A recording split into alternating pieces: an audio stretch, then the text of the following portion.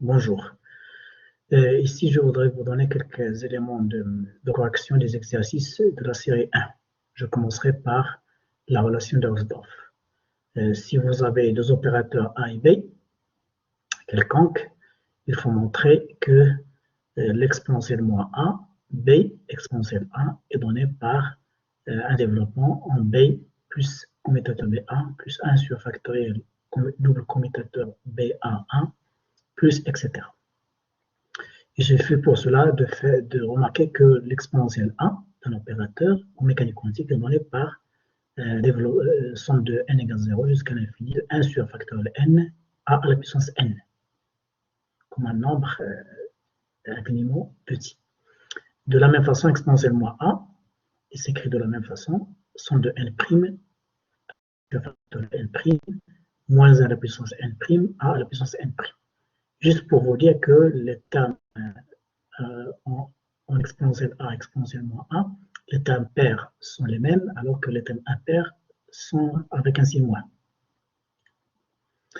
Donc là, j'applique, en respectant bien l'ordre, donc le produit. Donc là, à gauche, j'ai exponentielle moins A, à commencer par 1 moins A, plus A carré sur factoriel 2, moins A3 sur factoriel 3, etc.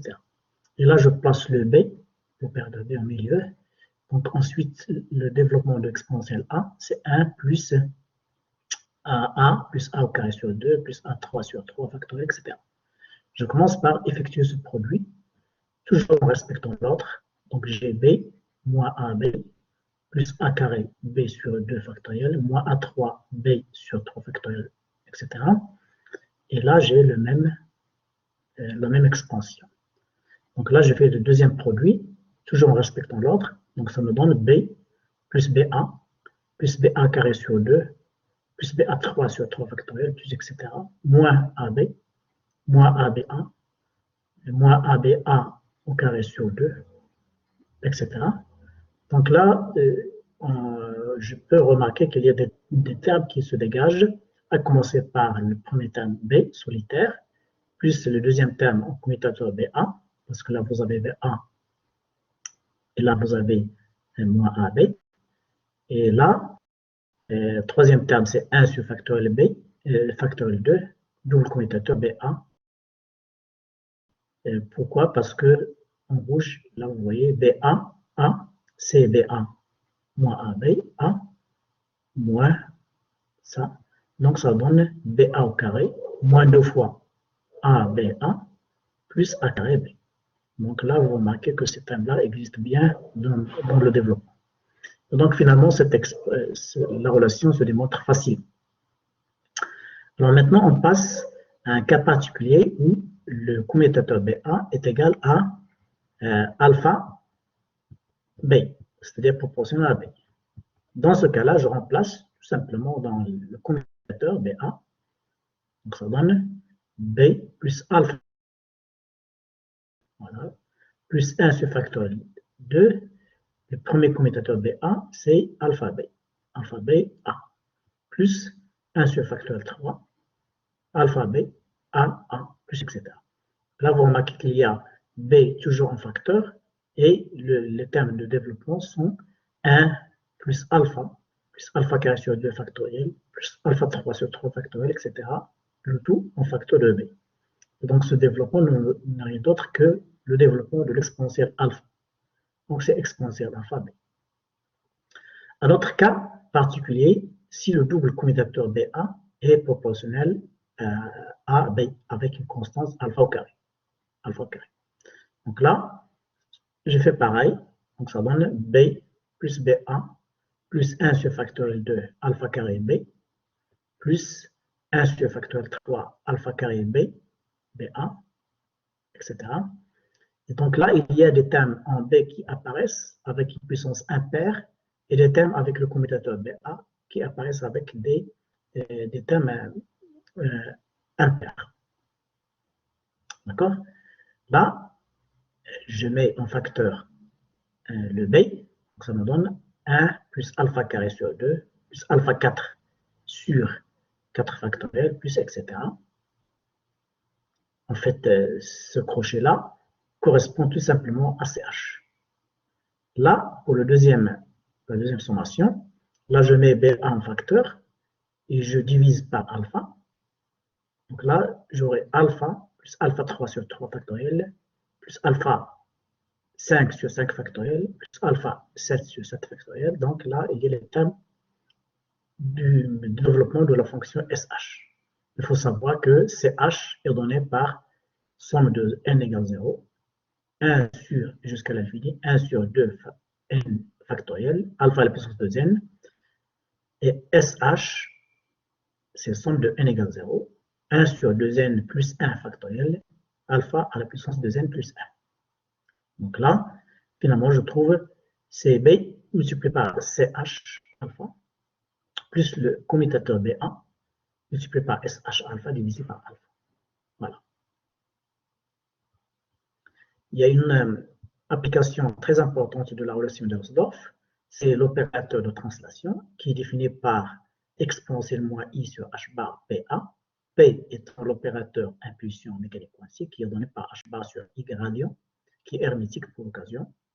Et donc là, le TA, c'est, si je fais la simplification, c'est moins A gradient. En fait, là, il n'y a pas de... Bon, c'est un produit scalaire, mais au sens des opérateurs. Il faut remarquer que l'opérateur T est hermétique, est unitaire plutôt, unitaire, T croix, TA égale T croix égale 1, ou bien T croix égale T moins 1. C'est-à-dire que l'adjoint est égal à l'inverse. Pour mieux voir l'écriture, TA avec une flèche ici, voilà une flèche,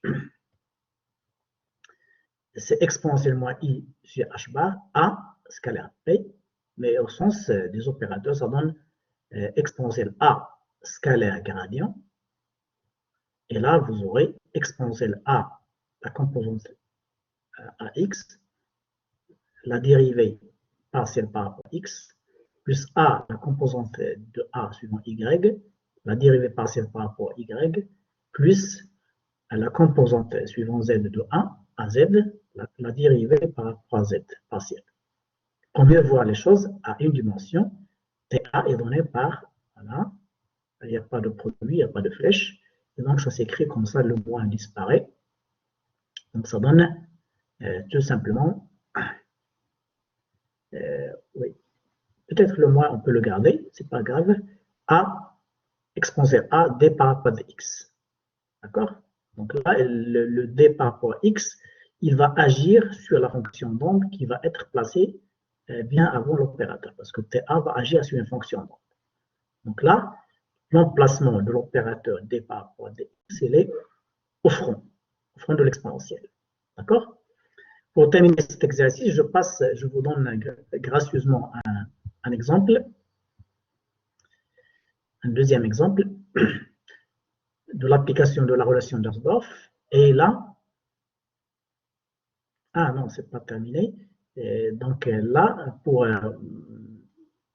montrer que l'opérateur translation effectue un déplacement ou bien une translation de la quantité A, je pose grand A égale moins I sur H bar P scalaire A. B, c'est bien sûr l'observable R, position. Et vous remarquez que moi, A, c'est I sur H bar PA. D'accord?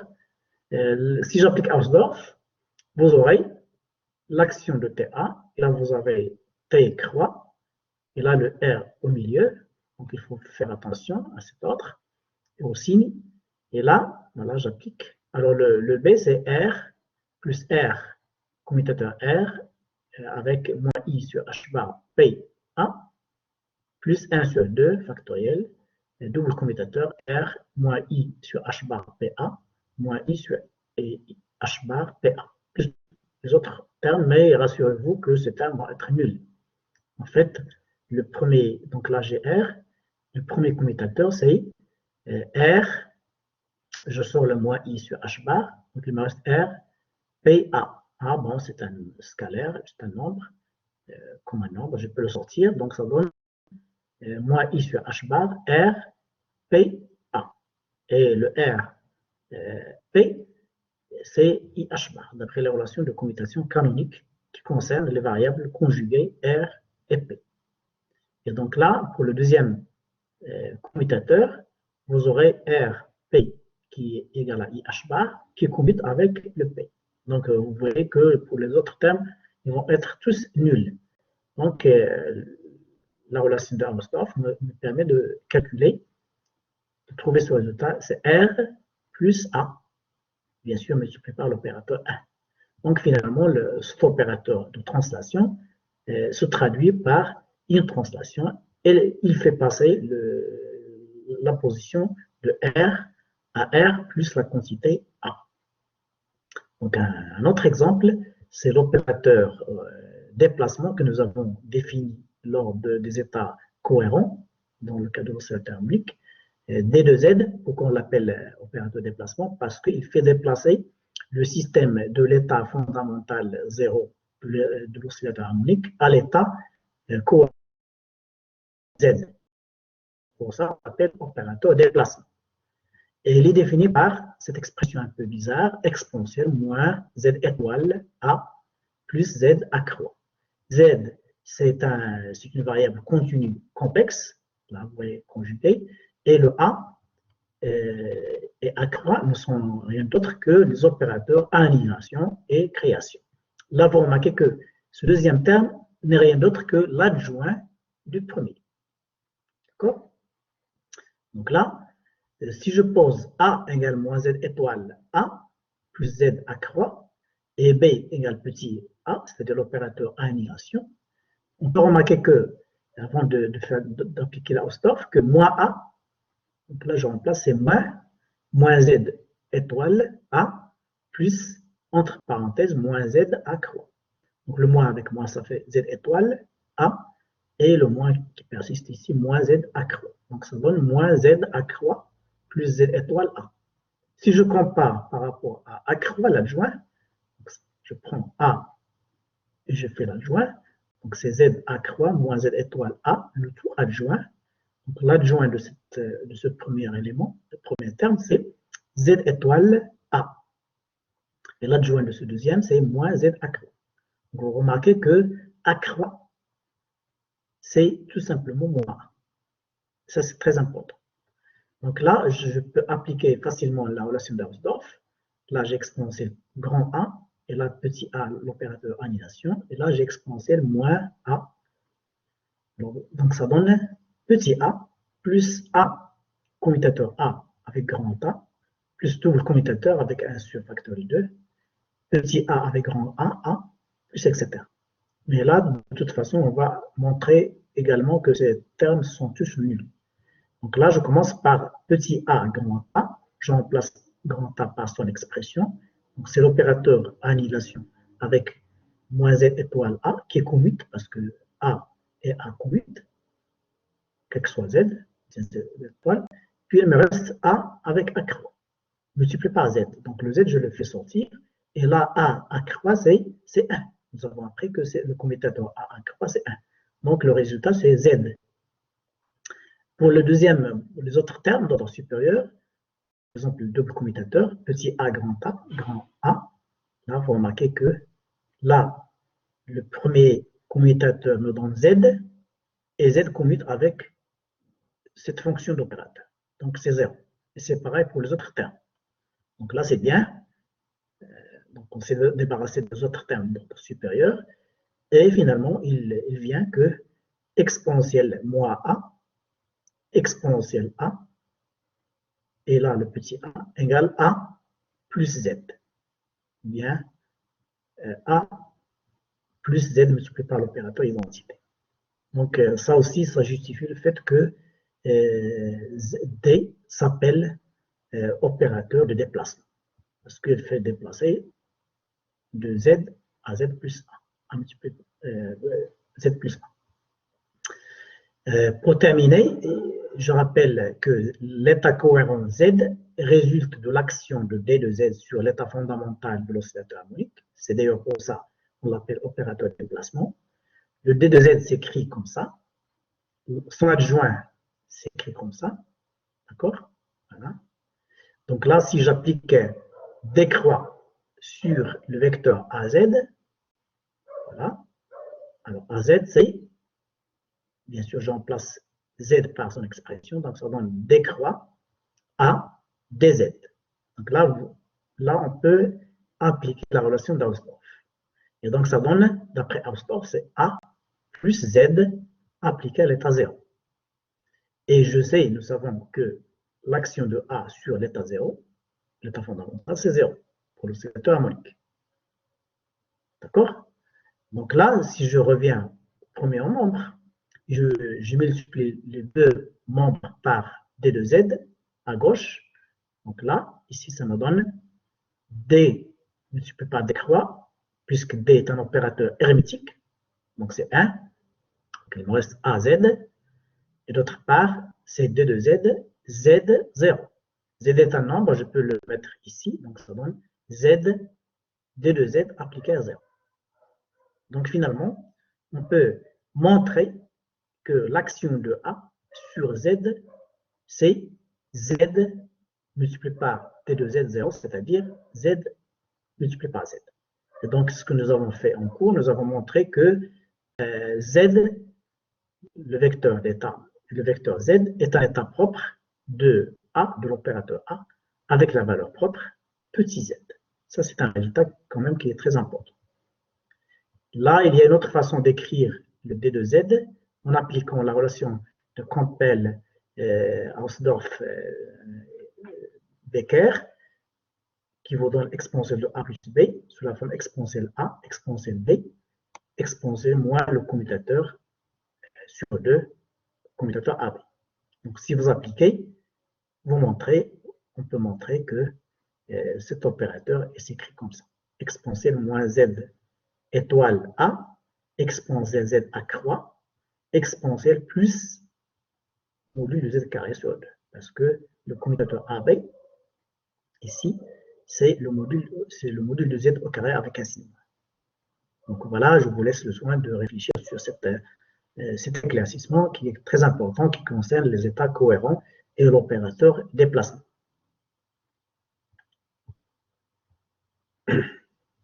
Alors maintenant, on passe à l'exercice suivant.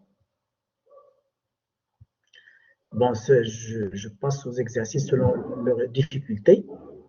Pour les exercices simples, ce n'est pas très nécessaire. Bon, là, on va traiter le cas de deux oscillateurs harmoniques couplés. D'après l'énoncé de l'exercice, nous avons deux oscillateurs harmoniques couplés qui sont schématisés par X, leur hamiltonien, H1 et H2, plus un hamiltonien de couplage. HI, I est égal à 1 ou bien 2, c'est P au carré I sur 2M, plus 1 demi M oméga carré X carré I. C'est le terme de l'hamiltonien d'un oscillateur harmonique libre à une dimension. Bien sûr, X1 ou bien X2, c'est la même chose. Le terme de couplage, c'est H12, il est donné par M lambda carré, X1, X2. Alors, lambda carré, c'est un paramètre de couplage. Selon la valeur, il peut être soit un couplage faible, soit un couplage fort. Mais nous allons voir que le couplage fort n'est pas très physique. Bon, là, il faut remarquer que s'il n'y avait pas le terme de couplage, on aurait la somme de deux oscillateurs harmoniques indépendants, c'est-à-dire que H1 commute avec H2, donc nous avons deux hamiltoniens indépendants, et commute d'ailleurs avec l'hamiltonien global. Donc là, il y a un théorème en mécanique quantique qui nous dit que l'énergie totale de l'hamiltonien H, En, c'est la somme des deux énergies, En1 plus En2. Pourquoi? Parce que ces deux opérateurs hamiltoniens commutent. Avec bien sûr Hi, c'est H bar oméga, accroît I, AI, plus 1 demi.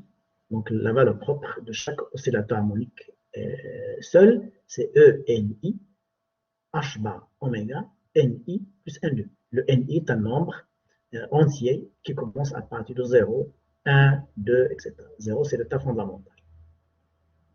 Et l'énergie En, c'est En1 plus En2, donc ça donne H bar oméga, puisqu'ils ont la même pulsation, N1 plus N2 plus N demi plus N demi, ça fait 1. Et l'équation valeur propre s'écrit comme ça, H, N1, N2, en fait c'est le produit tensoriel, donc ça fait H1 plus H2, N1 tensoriel N2. Le H1 va agir sur N1, le H2 va agir sur N2 de façon indépendante. Et donc, ça donne En1 plus En2, qui n'est rien d'autre que En. Et là, multiplie par N1 tensoriel N2. Donc, ça, c'est le cas où il n'y avait pas, s'il n'y avait pas ce terme de couplage. Alors maintenant, passons au cas de deux Hamiltoniens qui sont effectivement couplés. Donc là, il y a un terme de couplage. Voilà, H12. Et donc, finalement, l'énergie que j'appellerai En', 1, N2, va être l'ancienne énergie propre, plus des termes correctifs qui sont dus au couplage créé par H12. D'accord? Alors, voyons comment le problème, la difficulté, c'est que maintenant, l'hamiltonien, les deux hamiltoniens ne commutent plus. D'accord? Et l'hamiltonien H ne commute non plus avec ni H avec H1 ni avec H2. Donc là, il faut chercher une astuce pour découpler les variables. C'est une technique très appliquée en mécanique quantique dans ce type de problème. Donc, on essaie de découpler l'expression bien l'hamiltonien. Pour cela, on va introduire de nouvelles variables qui sont définies comme ça, de façon intuitive. X1 tilde, c'est bêta, une constante, un paramètre. X1 plus X2. Et P1 tilde, c'est bêta, P1 plus P2. Bien sûr, j'ai utilisé le même paramètre, bêta. D'accord? On va trouver que c'est 1 sur racine 2. Donc, et de la même façon, pour le deuxième hamiltonien, le deuxième oscillateur, X2 tilde, c'est bêta, X1 moins X2. Et P2 tilde, c'est bêta, P1, excusez-moi, si c'est moins P1, P2, P1 moins P2. Donc là, je remplace le X1, donc je combine par exemple ces deux relations-là. Voilà, ces deux relations. Et donc, je reviens à X1, c'est 1 sur 2 bêta, X1 tilde plus X2 tilde. De la même façon, P1, c'est 1 sur 2 bêta, P1 tilde plus P2 tilde. De la même façon, X2, c'est 1 sur 2 bêta, X1 tilde moins X2 tilde. Et P2, c'est 1 sur 2 bêta, P1 tilde moins P2 tilde. Il faut repartir pour estimer, pour évaluer la valeur de bêta, du fait que X1, P1, c'est IH bar. Et c'est valable aussi pour X2, P2. Et sachant que X1, P2, c'est 0, ou bien X1 et X2, P1, c'est 0. D'accord? Donc là, je remplace, voilà, X1. Donc il y a ici 2 bêta au carré, X1 plus X2 tilde, P1 plus P2 tilde, voilà. Et finalement, je l'identifie à IH bar. Donc je peux déduire la valeur de 2 bêta carré qui est égale à 1, c'est-à-dire que bêta, la solution la plus simple, c'est 1 sur racine de 2. Donc finalement, le bêta, c'est 1 sur racine de 2. D'accord? Et donc, une fois que j'ai défini ces nouvelles variables, on va constater qu'elles sont découplées. On va les injecter dans les trois hamiltoniens, H1, H2 et H12. Donc, je commence par H1, premier oscillateur harmonique. Donc, je remplace, c'est P1 au carré sur 2M plus 1 demi M oméga carré X1 au carré.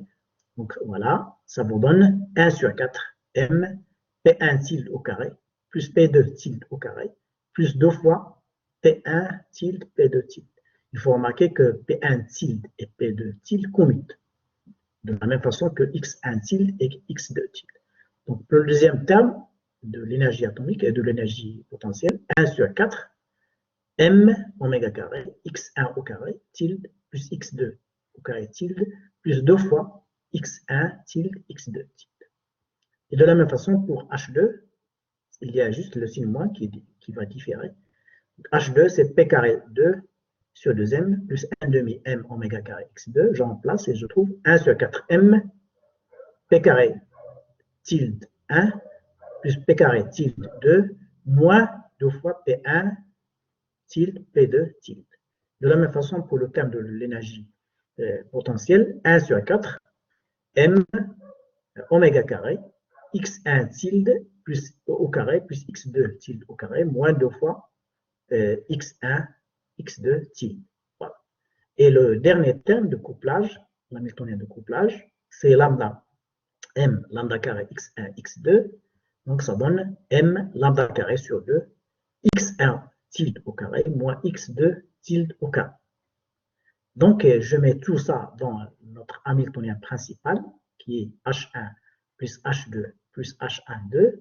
Ça vous donne P1 tilde au carré sur 2m plus 1 demi m facteur de oméga carré plus lambda carré x1 tilde au carré plus P carré 2 tilde au carré sur 2m plus 1 demi m facteur de oméga carré moins lambda carré x2 tilde au carré. Donc vous remarquez que les deux premiers termes correspondent à un nouvel oscillateur harmonique de fréquence racine carrée de oméga carré plus lambda carré. Et les derniers termes correspondent à un autre oscillateur harmonique de fréquence ou bien de pulsation racine carrée de oméga carré moins lambda carré. Et vous remarquez que les deux hamiltoniens, que je symbolise par H1 tilde plus H2 tilde, sont indépendants, sont découplés. Ils commutent entre eux et ils commutent avec H. Voilà l'expression de H1 tilde et l'expression de H2 tilde. Là, j'ai mis oméga 1 au carré avec oméga 1 égale racine carrée de oméga carré plus lambda carré. Pour le deuxième oscillateur, c'est oméga 2 au carré avec oméga 2, c'est oméga carré moins lambda carré, racine carrée. Et là, vous remarquez de façon intuitive que, bien sûr, oméga 1 et 2 sont des pulsations physiques, donc elles doivent être positives ou nulles. Donc là, vous voyez que pour que oméga 2 existe, il faut que oméga soit supérieur ou à la limite égal à lambda. C'est-à-dire que si lambda est supérieur à oméga, la racine carrée, ici, le terme sous le signe racine carrée serait négatif, et donc ça n'a aucun sens physique. D'accord? Donc là, cette approximation, bien, cette démarche, elle est valable si oméga est supérieur ou égal à lambda, c'est-à-dire pour les faibles couplages. Voilà, supposons que cette hypothèse est vraie, on va continuer notre calcul. Voilà. Donc là, vous voyez que le nouvel hamiltonien commute avec l'hamiltonien principal, c'est-à-dire HI commute avec H, et HI, H1 et H2 tilde commutent entre eux. Donc, j'applique le théorème qui me dit que, bien sûr, que l'énergie propre de HI tilde est donnée par cette équation, voilà, avec E', c'est H bar oméga I facteur de NI plus 1,2. Ce qui est nouveau ici, c'est que là, je n'ai pas la même pulsation. Pour le premier oscillateur, j'ai oméga 1, et pour le deuxième, j'ai oméga 2, qui sont donnés par les formules précédentes. Et pour l'hamiltonien global, c'est H appliqué à N1 tensoriel N2 égale E'N1 plus E'N2, multiplié par N1 tensoriel N2. Et là, le E'N1, N2, c'est la somme des deux énergies individuelles de chaque hamiltonien, H bar oméga 1, facteur de N1 plus N2, plus H bar oméga 2, facteur de N2 plus N2. Le N1 et N2 sont des nombres entiers pour l'oscillateur harmonique conventionnel. D'accord? Donc là, vous voyez que il y a bien sûr des termes qui apparaissent qui sont dus à la correction du couplage. Et pour mieux voir les choses, on va se placer dans le cas d'un couplage faible, c'est-à-dire lambda très petite devant oméga. D'accord? Et donc là, je peux écrire oméga 1, je fais sortir l'oméga, c'est facteur de racine carrée de 1 plus le rapport lambda sur oméga, que j'appelle delta. Donc là, si je fais l'approximation, 1 plus epsilon racine carrée, c'est 1 plus epsilon sur 2, à peu près. Donc voilà, ça donne 1 plus delta carré sur 2. Alors le delta, c'est le rapport entre lambda sur oméga. Donc ça vous donne E'N1, voilà. C'est H bar oméga, à peu près, facteur de 1 plus delta carré sur 2, facteur de n1 plus n2. C'est pareil pour oméga 2, c'est oméga, racine carrée de 1 moins ce terme-là que j'ai appelé delta. Et là, je fais l'approximation, sachant que delta est très petit devant 1. Donc, ça fait pratiquement 1 moins delta carré sur 2. Et là, je l'injecte dans l'expression de E' N2, ça me donne ce résultat. Donc, si je regroupe les deux énergies, je fais la somme. Pour avoir la somme de l'énergie totale de l'oscillateur global du système, c'est H bar oméga, facteur de N1 plus N2 plus 1, plus des termes, un terme de correction, si je me contente à l'ordre 1, H bar oméga, delta carré sur 2, N1 moins N2. Donc là, vous remarquez que ce premier terme n'est rien d'autre que l'énergie de deux oscillateurs harmoniques indépendants, le cas que nous avons traité au départ. Donc ça c'est En1, N2, plus une correction qui est due au couplage entre les deux oscillateurs. Et là, vous comprendrez bien pourquoi le cas de couplage fort n'est pas ici, parce que déjà, quand le couplage est très fort entre les deux oscillateurs, il va quand même déformer, et donc il ne serait plus dans le cas de deux oscillateurs harmoniques, mais dans le cas d'un système autre que les oscillateurs harmoniques. D'ailleurs, c'est pour ça, physiquement, cette solution n'est valable que pour les faibles couplages entre les deux oscillateurs. Si le couplage entre les deux oscillateurs est très fort, ils vont former un système solitaire unique, donc qu'il faut traiter dans un autre cadre. Voilà.